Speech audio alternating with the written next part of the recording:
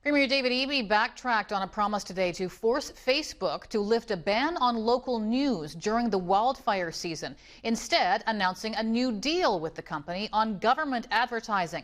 For more on that, let's bring in Rob Shaw at the BC Legislature. Now, Rob, the Premier has been talking for months about convincing Facebook to lift its ban on local news so the public can get reliable information during the wildfires. Well, what happened with all that?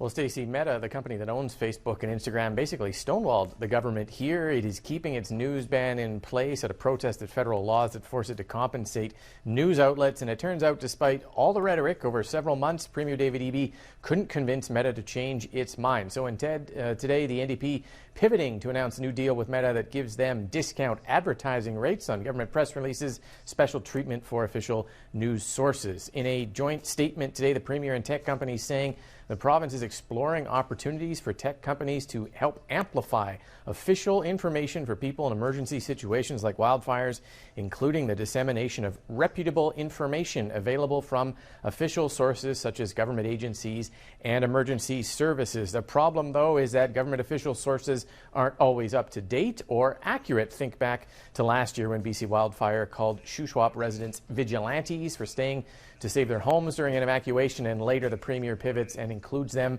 as local volunteers in firefighting efforts. Or right now when BC says it's helping evacuees from Fort Nelson get accommodation in Fort St. John. But CBC reporting today evacuees are actually getting evicted from hotels to make way in some cases for wildfire officials. One side of those stories will be amplified this summer, the rest blocked. Here's political reaction today.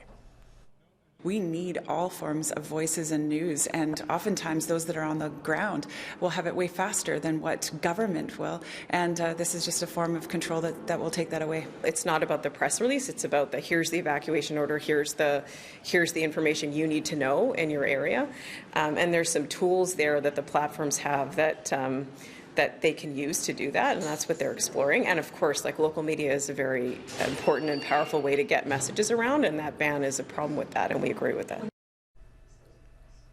Another announcement from the Premier and tech companies today, action on the issue of child exploitation. No, not changing the algorithms and structures that contribute to harm and addictions like the Premier had asked for. Instead, the companies have offered to create a phone number for the government to call to escalate concerns it might have. So BC did not get what it was looking for there either, Stacey.